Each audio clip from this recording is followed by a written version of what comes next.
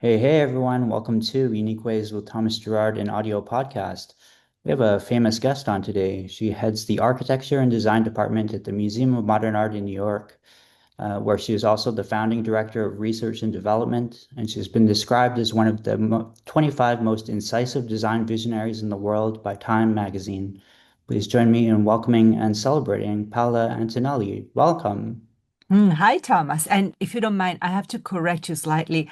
I don't I don't run the architecture and design department. I'm a senior curator here. Okay, great. Are you ready for 20 questions? Oh yeah, ready. Great. Question one. Tell me a little bit more about yourself. What do you do?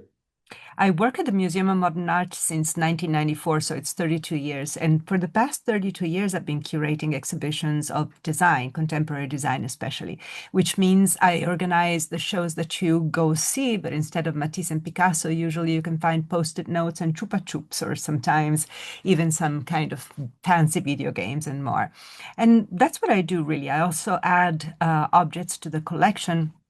But truly, what I do in life is to try and make people understand how important and wonderful design is. And when I talk about design, I mean everything from furniture to, as I said before, video games and even emojis and the @ sign.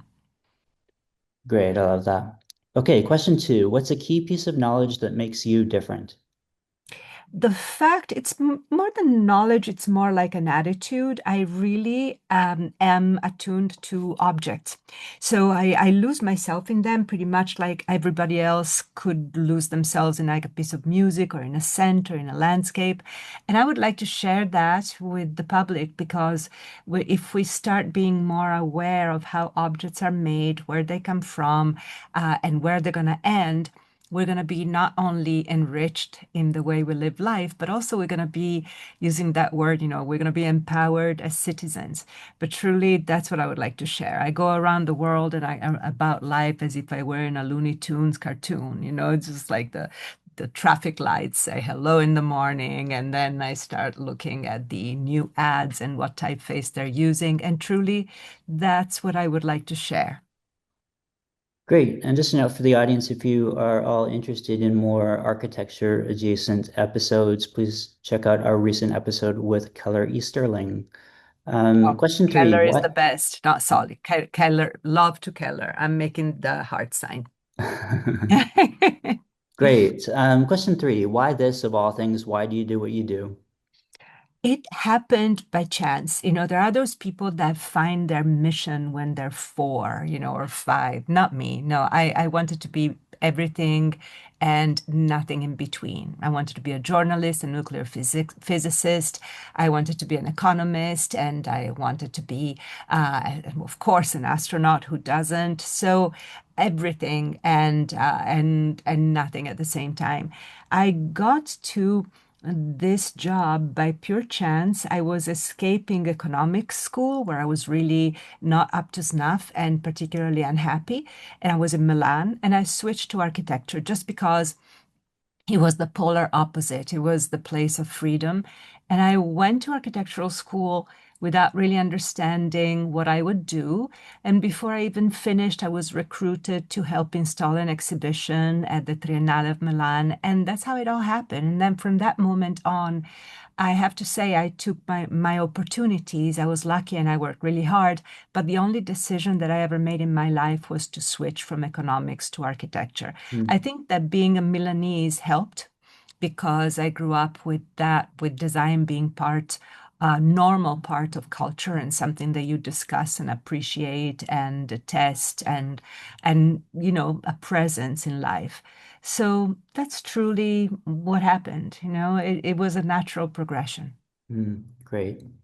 So some people struggle with number four, and the question is, what does your future look like? My future looks like, well, what I would like it to look like is to do more of what I do or less of what I do, more in the sense that I want to stay in my line, but I want to do less and better, right? So I think that my ambition truly is to be able to accomplish some of the projects, not only that I'm already working on, but that I want to work on, but I would like to do them better. I would like to write the book that I've been working on for 25 years, Hmm.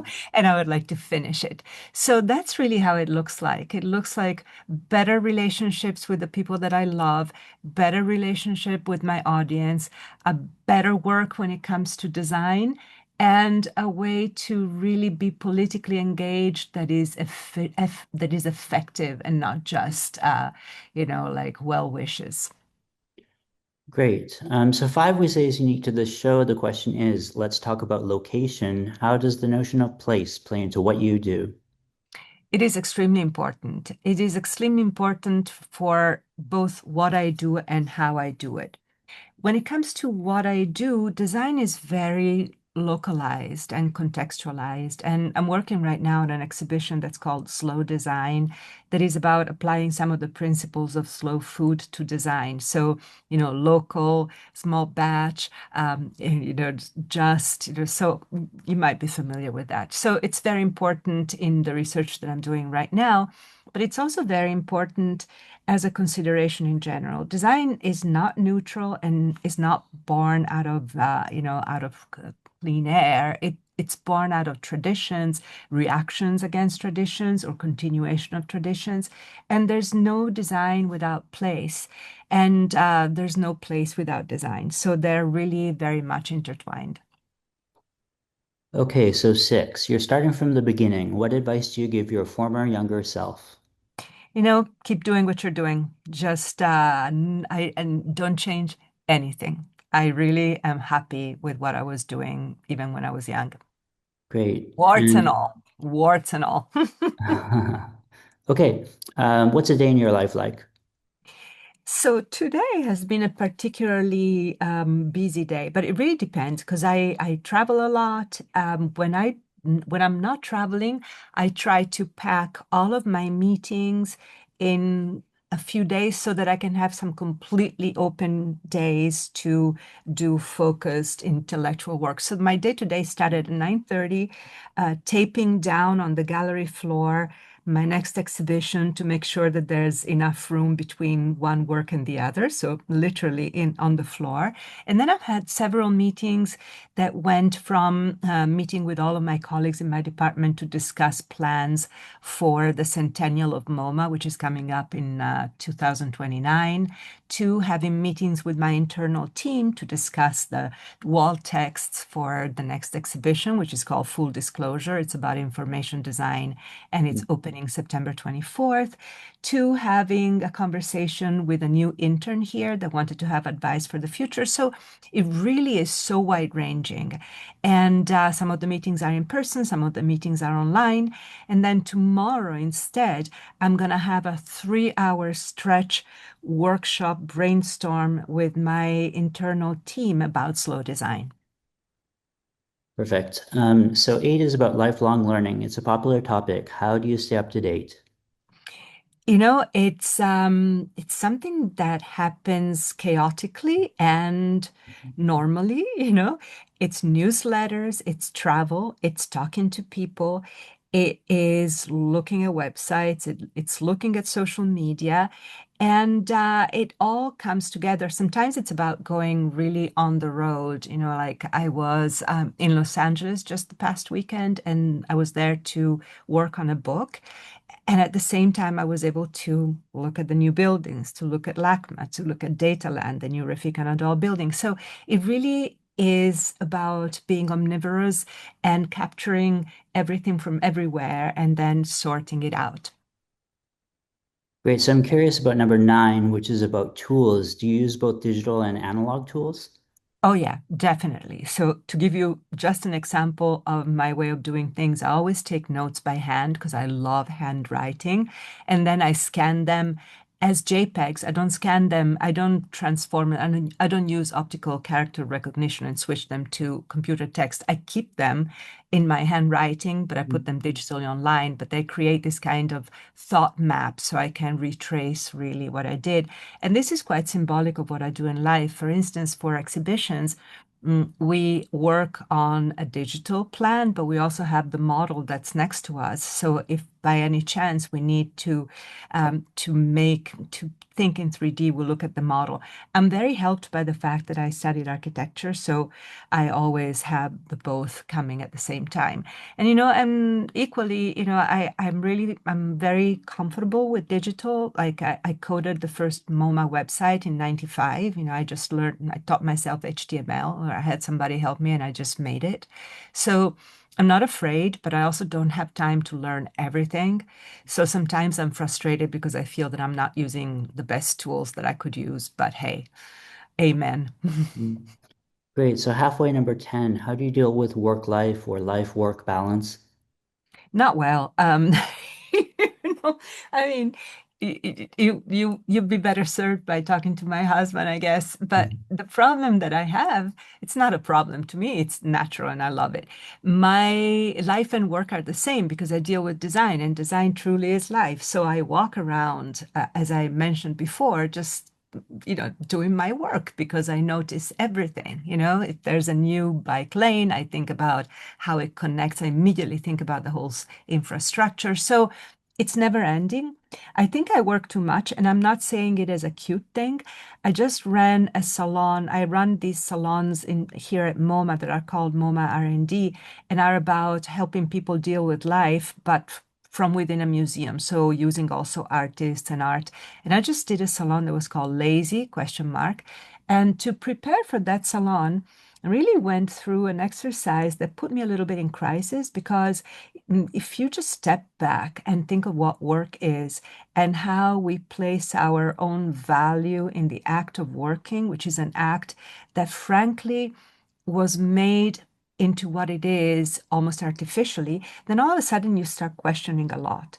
So, my work, which is kind of the grunt work that I do, frankly goes to the disadvantage and to the detriment of the kind of work that I could do if I were a little lazier. So, I've been thinking about it and I want to do better. Great. And if you weren't doing what you do now, what might you be doing? I'd probably be a journalist. I really love journalism. I think it's not dissimilar from what I do. It's about reporting. Also, what I do is reporting, and reporting is always from a particular viewpoint. It's not neutral. So I think I would still be steeped in the contemporary and still be talking to an audience and still trying to do it in the most elegant form possible as a sign of respect for my audience and for myself. Great. And what would you not like to do with your career? What would I not like to do with my career? Well, I just would like to have less bureaucracy. I mean, I think that sometimes I always waste way too much time dealing with bureaucracy. I think it's not only my problem, it's everybody's problem, but I would gladly cut all of that out of my life. Great. And 13, how about a favorite word, quote, or sentence? A favorite, one of my favorite, it's a proverb, but it's a Milanese proverb and it's Mm. dirty, so I can't translate it. But, if there's anybody from Milan listening, I'm going to say it. Allegher, allegher, che il bus del culo è neger. It's something you say when things are like, oh, too sad or too dark or too pessimistic. Great. And a least favorite word, quote, or sentence? Utterly. Mm. I hate it. I don't know why, but I find it pretentious and just like a bad sound. Great. So you're choosing one word to describe yourself. What word do you choose? Curious? What keeps you up at night? Nothing. I am a big sleeper, but what makes me anxious during the day is not to be able to do things well and in time. Mm. Do you have a dream you're chasing? Yeah, finishing my Design Bites book. Mm. What inspires you? Other people's creativity. Like if I ever am depressed, which happens, or feeling down or feeling overwhelmed, there's nothing like a good studio visits, but it has to be good. If it's not if I discover that it's not good designer, then I get even more depressed. But it could be that or a great movie. Just the delight that I get from the endless wonder that is human creativity. Great. So last couple here, number 19. Any advice you'd like to share? Well, the advice that I would like to share is to always, always be respectful towards other human beings, towards objects, towards plants, towards the planet. And it's not just an empty recommendation because respect is not just, bowing. Respect is really trying to appreciate the other entity's existence and trying to understand how the other entity's existence, whether it's even an ashtray, the most useless object on Earth right now, has a reason to exist. And if it doesn't, then it could probably be recycled, upcycled, reused, but it still is something that occupies space in the universe. Mm. Great. And finally, number 20. How can our listeners keep tabs on you and what's our call to action? Well, keeping tabs on me is easy. You know where you can find me, and even though I don't post about myself, I always post about things that interest me. And the call to action is to keep on sensitizing people to the fact that design, architecture, and culture are political and are real forces in society, not just engagements for entitled people that are in an ivory tower. They're really about everybody. I would like people to understand that intellectual labor is labor and it contributes to society more than anybody can imagine. Perfect. Well, thanks so much for joining today. It's a real privilege to have you on. I'm very glad to have done this. Thank you. Thank you, Thomas. Bye bye.